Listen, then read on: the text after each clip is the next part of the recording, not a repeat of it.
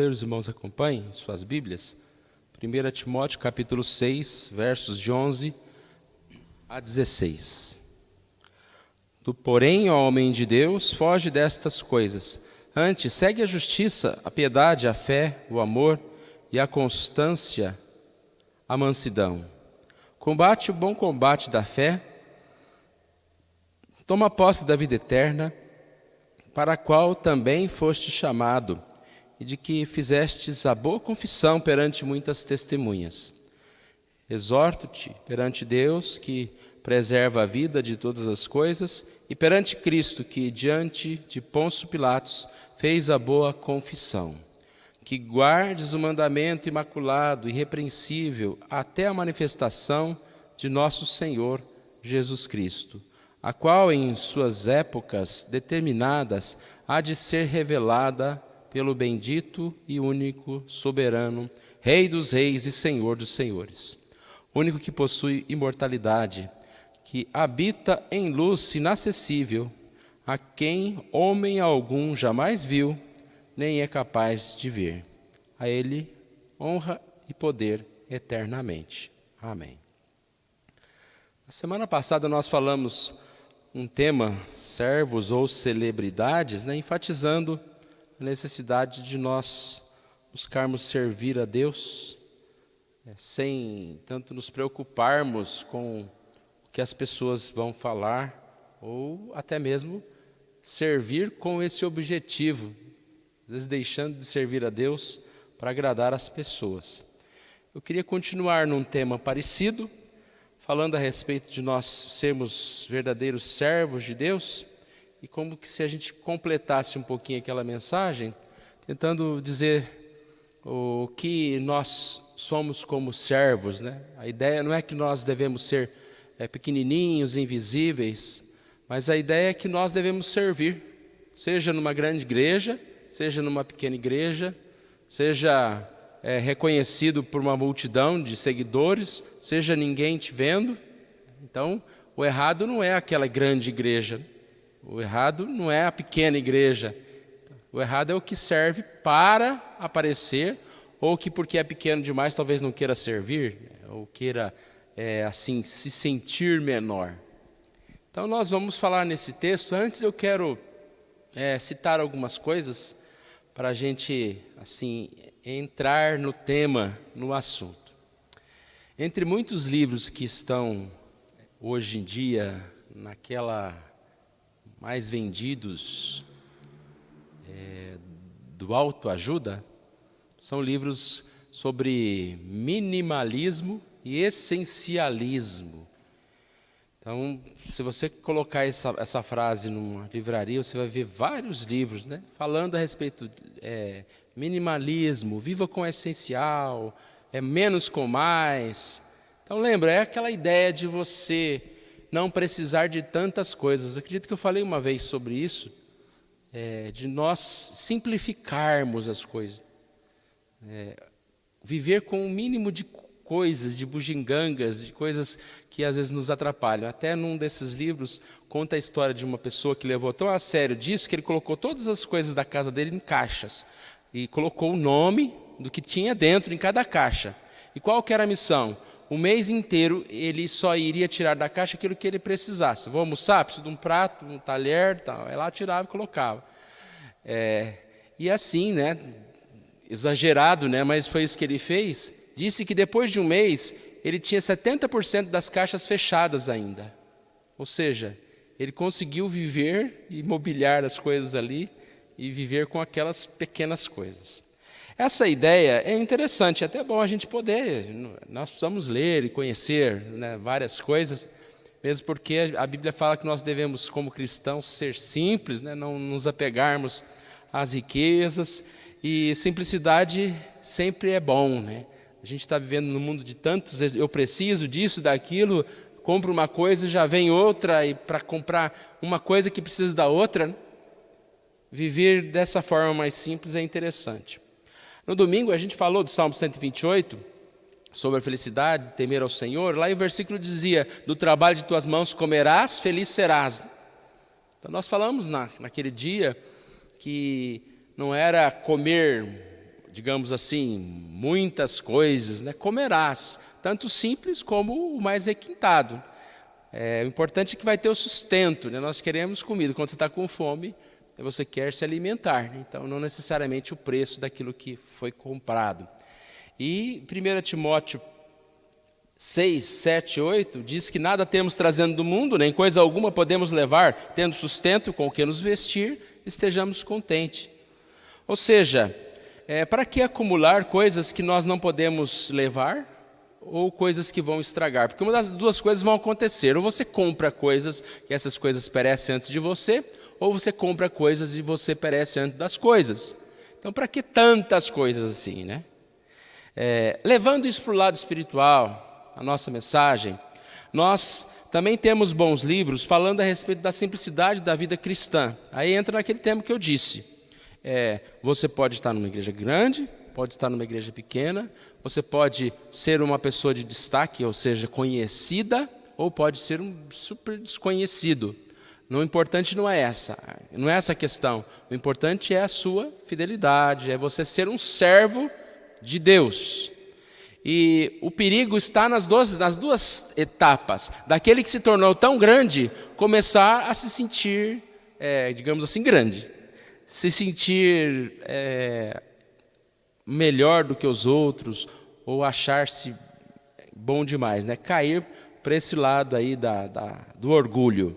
O outro lado também, por você não ter, entre aspas, reconhecimento, né? Não ficar toda hora alguém batendo nas suas costas, falando, como que você é inteligente, como que você é bom, nós nos sentimos, não tem valor nenhum, né? Ninguém reconhece meu trabalho. Então, esses dois lados são sérios. Aí eu quero falar um pouquinho sobre dois livros, um chamado Simplesmente Crente, de Michael Horton, e o outro Liturgia do Ordinário, de T.C. Warren.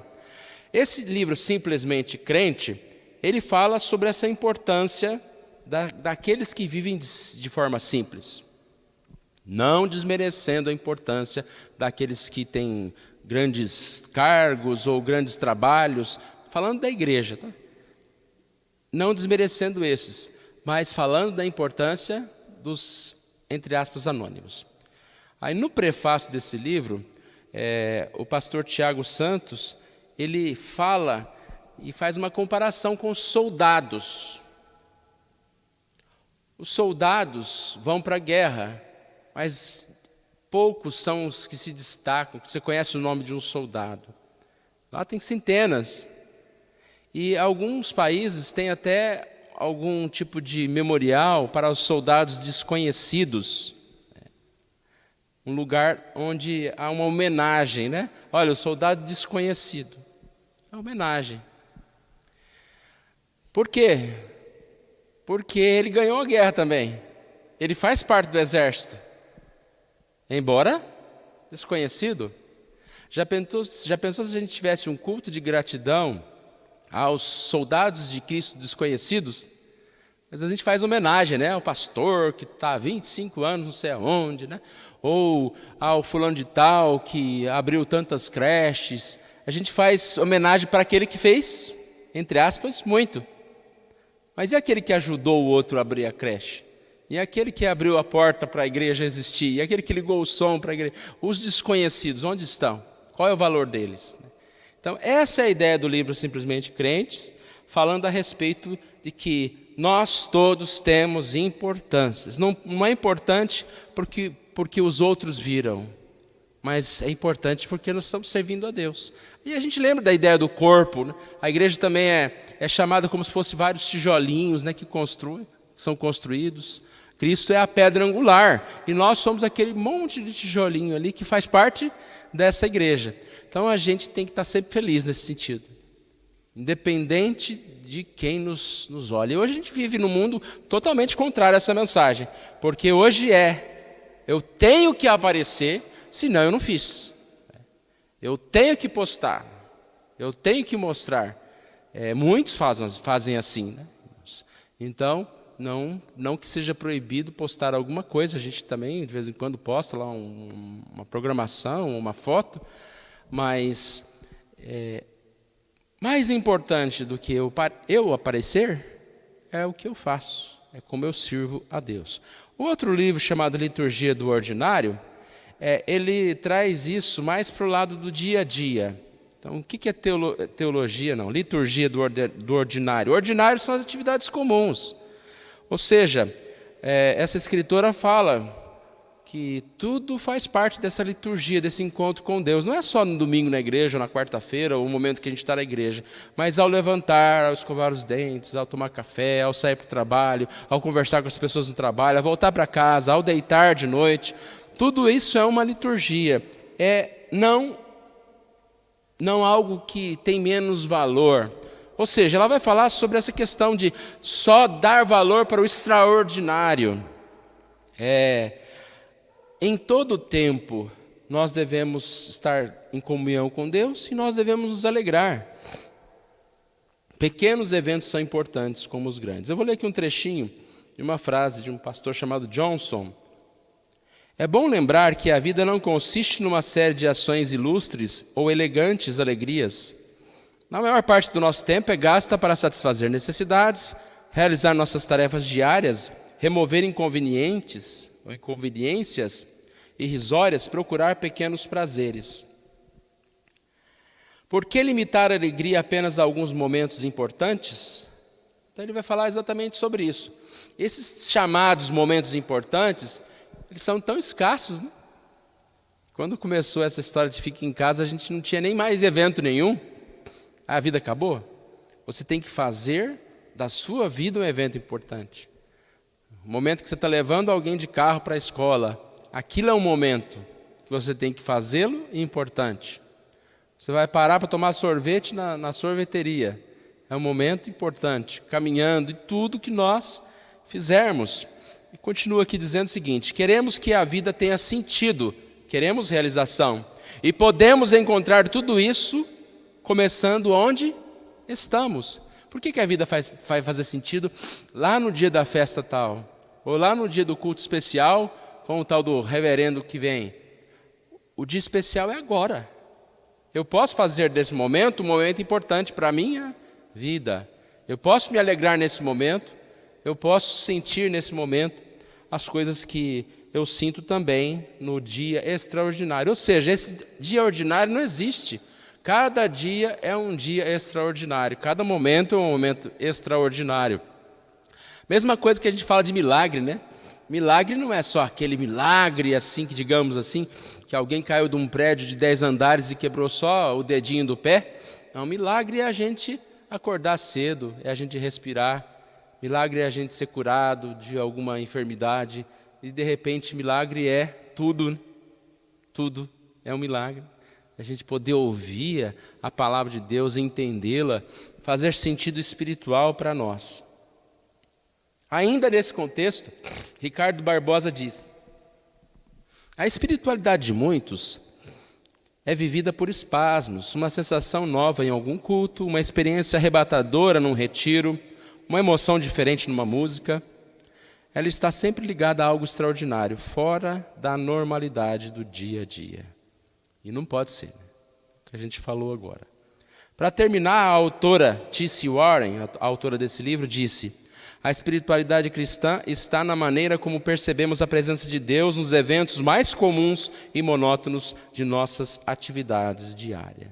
Quando você consegue perceber a presença de Deus nos momentos mais comuns da sua atividade diária, você está no caminho certo. Você está no caminho certo. A gente não precisa colocar na frente o nome, né, evento especial, para o negócio funcionar. É um culto. A gente não precisa enfeitar certas coisas, como a gente falou já semana passada. Todo momento em que a gente pode vir e servir a Deus será um momento especial. Principalmente quando a gente está fazendo as coisas de Deus com outros irmãos, né? Sempre é um momento especial. Mas vamos lá então para o nosso texto.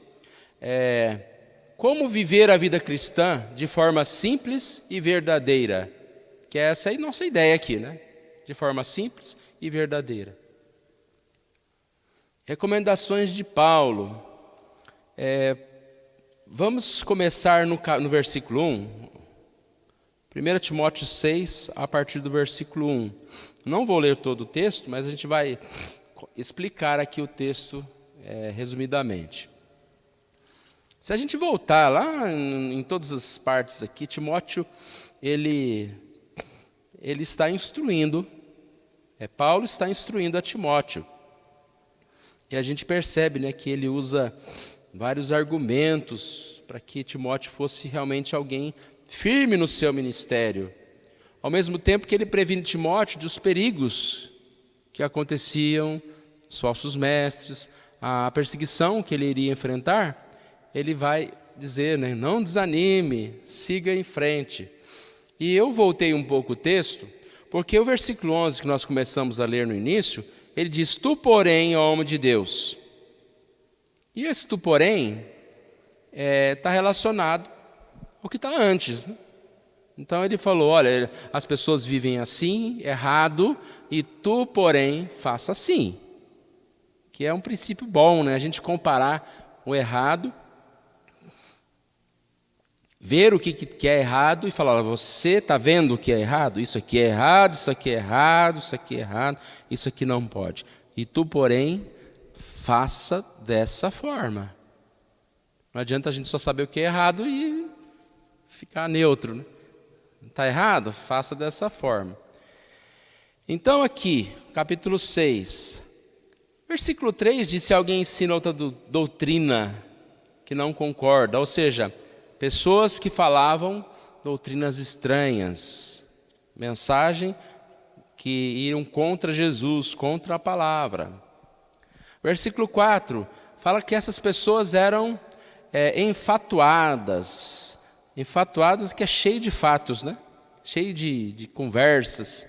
E como tem gente enfatuada hoje em dia, né? Fala tanto, fala de tudo quanto é coisa e tanta informação que não leva a lugar nenhum.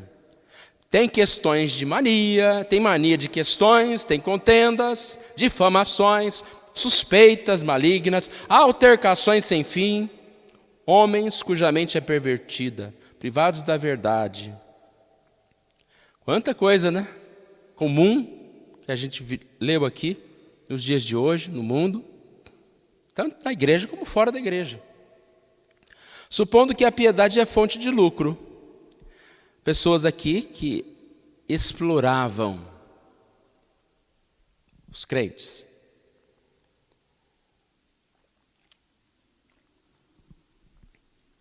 Ele faz um reverso aqui, né? De fato, grande fonte de lucro é a piedade.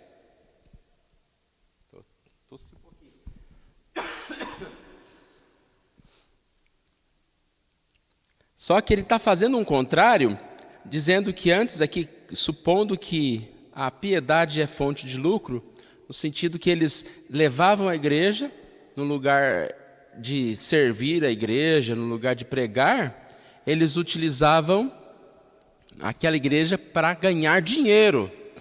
Acontece muito hoje, né? Você percebe que na pandemia, muitas igrejas que não eram firmes, que eram exploradoras, tiveram dificuldades. A gente está ouvindo história de uma igreja aí, né? Que está tendo que fechar e uma juíza de São Paulo determinou que vai pegar 25% do dízimo da igreja para pagar aluguel. Essa é a notícia que eu vi. Então estou passando igual, né? Num tal de boiadeiro lá. Porque fechou na pandemia, como que você vai arrecadar? Então, igreja, quando os membros são fiéis, a pandemia pode estar uma dificuldade na arrecadação, porque alguém perdeu o emprego, mas ela se mantém. Várias igrejas não tiveram alteração. Tem algumas igrejas que até aumentaram o dízimo na época da pandemia, que as pessoas viram maior necessidade de contribuir e assim por diante. Então, é isso aqui.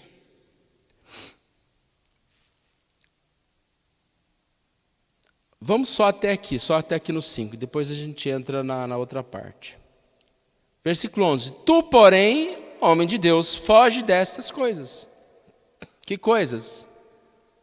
A falsa doutrina, nas contendas, nas maledicências, difamações, suspeitas, da forma de mente pervertida, privados de verdade, que têm a piedade como fonte de lucro.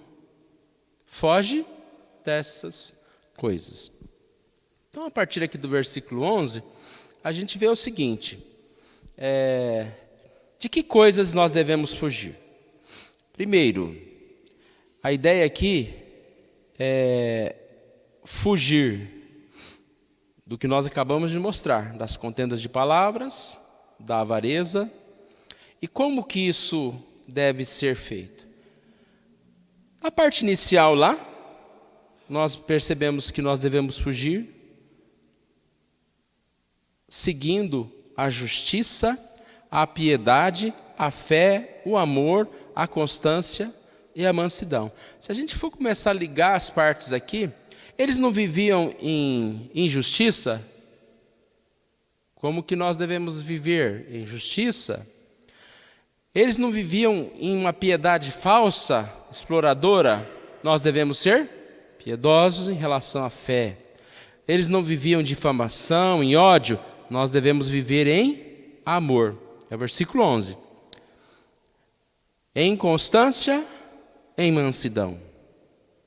Então, repare que há sempre essa forma contrária, né? Que nós devemos viver em relação ao mundo, em relação às coisas que acontecem por aí. Quanto à questão financeira, vamos falar um pouquinho sobre isso. No lugar de ter uma fonte de lucro, nós temos uma fonte de lucro espiritual. Não temos a fonte de lucro como alguém que serve a Deus para arrecadar, ou aquele que doa para ficar rico também, né? Porque é a contrapartida. Muitas pessoas são chamadas a doar, e qual é a promessa? Dá tudo que você vai ganhar o dobro. Então, os dois lados, muitas vezes, estão errados, né? Estão errados. Deviam ter o discernimento, que a Bíblia não fala dessa forma.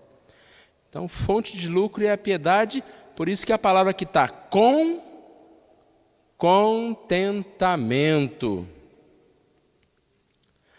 E aí nós já lemos, mas nós vamos ler de novo. Nada temos trazido do mundo, nem coisa alguma podemos levar dele. Tendo sustento com o que nos vestir, estejamos contentes. A ideia aqui, irmãos, não é de você não procurar crescer, de você não procurar um emprego melhor, de você não se especializar, né? O crente tem que se contentar e viver de forma simples. Não, a ideia de contentamento já está embutida a ideia de você se contentar com aquilo que você recebeu. Porque quando ele diz aqui, nada tem trazido e nada vai levar, o que você trouxe para esse mundo? Aí você pode falar, não, eu fiz muito para esse mundo, né? Olha as minhas empresas que eu criei. Você? Nada tem que não tenha recebido. E se recebeu, você vai se vangloriar disso? O que a gente trouxe? Nada. Tudo que a gente tem, a roupa que a gente tem, se tem casas, se tem um carro, se tem a comida, quem deu? Deus. Nada tem trazido para esse mundo. Somos totalmente dependentes de Deus para amanhã, né? E se tudo que nós temos veio de Deus, essa é a ideia, é que à medida que Deus me dá, eu recebo com ações de graças, sabendo que é dele, e nunca me orgulhando disso. Então Deus dá salário diferente para as pessoas, condições diferentes, né? Como um dia o Fernando falou, né? Um tem uma casa mais bonita, outro tem uma casa diferente. Isso não quer dizer nada. Deus deu, seja contente. O que acontece é que aquele que tem uma casa bonita, ele quer uma casa mais bonita, de 2 andares. E um sítio com uma... Eu ia falar sítio com uma piscina, né? Pode ser, né? E um sítio com uma piscina. E assim a gente vai andando, dando passo maior do que a perna. Isso que é falta de contentamento. Eu buscar crescer, eu tenho que economizar, eu tenho que fazer um planejamento, eu tenho que viver aí. Mas aqui o texto explica tudo isso. Olha o que ele fala. Os que querem ficar ricos caem em ciladas, em tentação e cilada, em muitas concupiscências insensatas e perniciosas, as quais afogam os homens na ruína e perdição. Esses que querem ficar ricos são os que não estão contentes. O desejo é, eu quero mais, eu quero ficar rico. E aí caem em tentação. Talvez uma tentação de passar alguém para trás, ou de roubar alguém. Ciladas, né? Como a gente vê aí hoje em dia na internet mostrando, ganha dinheiro, ganha 200 mil, 20 mil reais por mês, sei o que tal. Ciladas. Essas coisas eletrônicas aí, muitas vezes a pessoa investe um dinheiro, é roubado, né? Tanto de armadilha que tem por aí. Muitas concupiscências insensatas, perniciosas, as quais afogam os homens na ruína e na perdição. Aquilo que era o que você achava que seria bom, que te daria uma vida de prazer, de conforto, fez o quê? Afundou na ruína e na perdição. E ainda continuando, ele diz, porque o amor do dinheiro é a raiz de todos os males. E alguns nessa cobiça se desviaram da fé e a si mesmo se atormentaram com muitas dores. Olha o grande problema aqui também. Não tem piedade com contentamento? Muitos desses desviaram da fé, se atormentaram com muitas dores. A gente tem muito testemunho disso aqui, né? Pessoas que contam o que aconteceu com a vida delas por ter se entregado à busca pelo dinheiro. Então, irmãos, tu, porém, segue a justiça, segue a piedade, segue a fé, segue o amor, segue a constância, segue a mansidão. Justiça, busca o que é justo. Piedade, prazer não está no dinheiro, mas em Deus. O lucro está em Deus, não nas coisas materiais. Fé, creia em Deus no lugar dos que nem criam em Jesus. Amor no lugar das altercações sem fim. Constância no estilo de vida. Mansidão, diferente do destempero emocional de tantos, como foi citado aqui. Irmãos, aqui está para nós meditarmos. Uma passagem que a gente pode chegar em casa e meditar. Foge dessas coisas. Parece que fugir é uma atitude covarde, né? Mas tem coisa que a gente tem que fugir. Um exemplo que tem na Bíblia fala fugir da impureza, né? Não fala fica lá pertinho lá para ver se você resiste, né? Não, foge. Coisas que a gente tem que fugir, distanciar.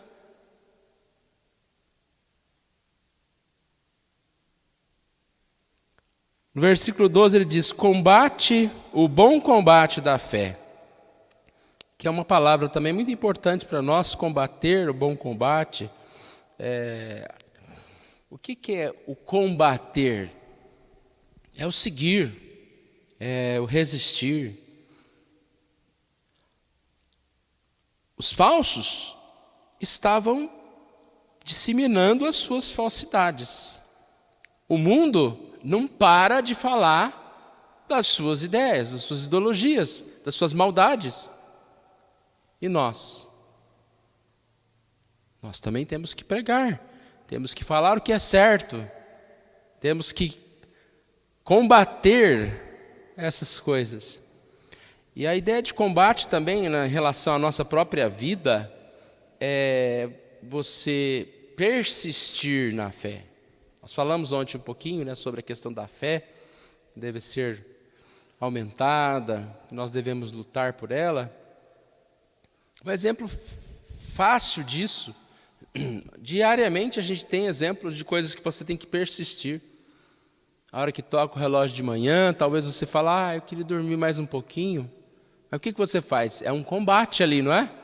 É um combate, fala, não, mexe perna, a outra, Tem gente que põe 10 minutos antes para ir combatendo, né? Eu já bato a mão, já levanta logo de uma vez. Vou ficar sofrendo aqui, né? Já levanta logo de uma vez. Quando não levanto antes do relógio, né? Mas aí isso já é outro problema. Combate, segue. Aí vem um problema de tarde, segue. O quanto tempo você consegue? Às vezes a gente desiste antes, né? Não é além da força, é segundo a força.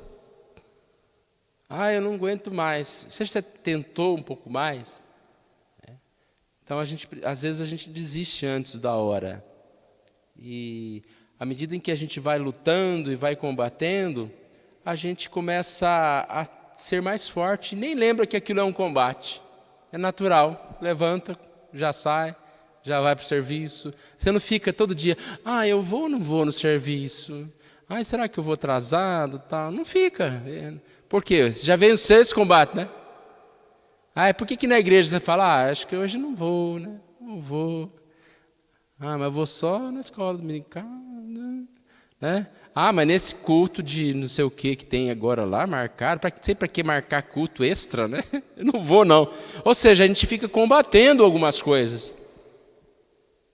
E aqui não é combater contra, ele fala combater o bom combate, fazer o bem, seguir em frente.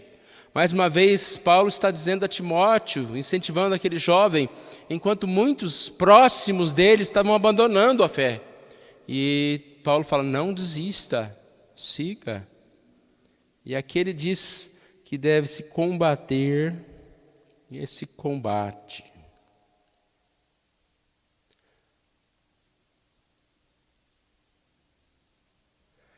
Versículo 14, ele diz que guardes o mandamento imaculado. Essa palavra guardar aqui também é muito importante. Guardar a palavra, guardar a verdade. O que é guardar uma coisa? Ao contrário do que a gente possa imaginar, que é guardar e esquecer, quando você guarda uma coisa, você está protegendo aquilo, para que ela não seja roubada, para que ela não seja... não estrague, e aquilo você considera algo de valor para você. Então, guardar a palavra no coração, guardar as coisas de Deus, é você proteger, é você manter vivo aquilo, manter vivo.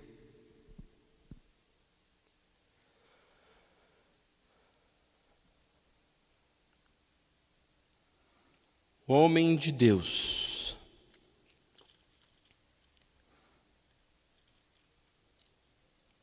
Vive em simplicidade. O homem de Deus não se preocupa em acumular as coisas. O homem de Deus é um soldado, seja conhecido ou desconhecido. Não desiste. Tem a vida como uma liturgia. Com Deus, todo momento é especial. É um momento feliz. O homem de Deus foge e segue. Essas duas palavras aqui são importantes nesse texto. Foge disso e segue isso. É um resumo da nossa vida. Dia a dia você vai ter um monte de coisa que Deus fala, foge. Casca daí, né? E Deus fala, segue. Continue, não desista de tantas e tantas coisas. Então, que Deus assim nos abençoe. Acredito que, resumidamente, isso que eu queria dizer. Esse texto tem bastante coisas, né? Nosso tempo aqui é mais para a gente trazer esse estudo mesmo. Não é um estudo do capítulo em si, mas é um estudo bíblico desse tema que a gente entenda a importância da igreja. Todos que fazem parte da igreja são importantes. Todas as igrejas são importantes. A igreja simplesinha é mais importante, é mais espiritual do que a outra? A igreja grande lá é nossa, aquele lá só tem gente de fé, né? Olha como eles fazem, quanta gente está lá, né?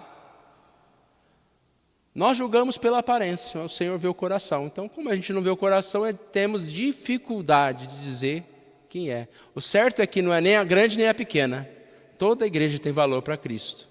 Seja ela grande, seja ela pequena, seja aquele pastor que aparece, aquele que não aparece, né, no sentido de ter, entre aspas, aí, uma fama.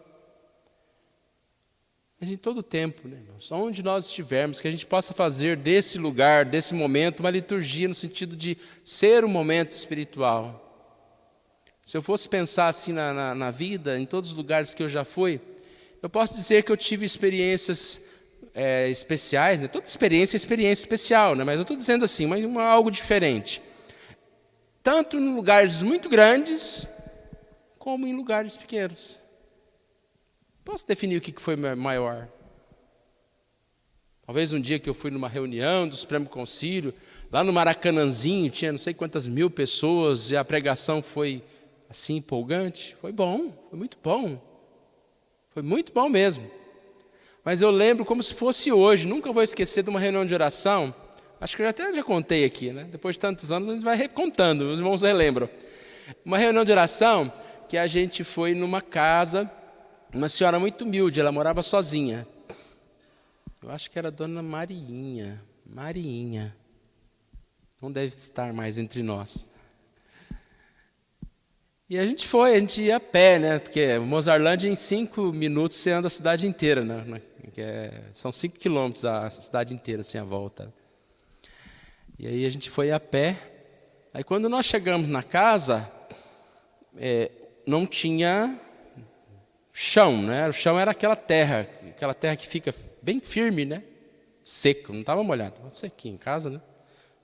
Tá. Aí tudo escuro. Aí eu falei para a moça que estava lá, mas não tem luz aqui? Ela falou, não tem luz, não tem energia. E tinha umas 2, 3 velas acesas. Eu falei, tá bom, né? E a gente fez a reunião de oração, foi algo tão bonito, tão bom, numa casa que não tinha piso, não tinha luz. E aí você olhava a vela que estava numa estante, eu estou falando que eu lembro exatamente, isso faz mais de 30 anos, acredito, né? A vela na estante, você via aqueles copos brilhando de uma limpeza, e ela enfileirava, porque não tem muito espaço, né? Era uma pirâmide de copo, acho que a gente faz isso em casa também, né? Era uma pirâmide de copo, mas todo por tamanho, certinho. Olha, bonito, viu? Tudo arrumadinho, a casa, assim, um jeito muito arrumadinho. E a gente fez a reunião, né? À luz de velas. Lá no Maracanãzinho foi bonito. Foi, João Alexandre cantando, não sei o quê. Também Deus fala. Então Deus fala em todo lugar, irmãos. A gente que às vezes tem dificuldade, né? Quer fazer de Deus um evento. Deus não é um evento, Deus é 100%. Todo o tempo Ele está conosco. No nosso quarto de porta fechada, numa grande catedral, na rua, em todo lugar. Vou fazer uma oração, depois a gente vai cantar o último hino, o hino 61, hino de gratidão. Pai querido, nós agradecemos a Ti pela oportunidade que o Senhor nos dá. Podemos estar aqui, ó Deus, meditando sobre essa necessidade de sermos servos fiéis ao Senhor, ó Deus. Que o Senhor Deus tire de nós, ó Deus, toda a arrogância, todo o sentimento, ó Pai, tanto de superioridade, como também de inferioridade, ó Deus, nos considerando pequenos e assim não conhecidos, ó Pai. Mas que a gente possa seguir a Tua palavra. Na simplicidade da Tua palavra, que nos diz que nós devemos buscar o Teu reino e a Tua justiça, e as demais coisas serão acrescentadas. Que a gente possa viver dia a dia assim, e seguindo esse mandamento, ó Pai, esse ensino de Timóteo, de Paulo a Timóteo, que sempre exortou, ó Pai, dizendo, foge e segue. Nós possamos fugir daquilo que não é do Senhor, do Teu agrado, e possamos seguir e assim, dia a dia, estar mais próximos de estarmos com o Senhor, Pai. Obrigado por todos os irmãos que estão aqui, por aqueles que assistiram pela internet, por essa mensagem, ó Pai, que vai ficar gravada, que ela possa vir falar ao coração das pessoas em tempo, sem sabermos quando, onde, ó Pai, mas para a glória e honra do Senhor, ó Pai. É isso que nós te pedimos, oramos em nome de Jesus. Amém.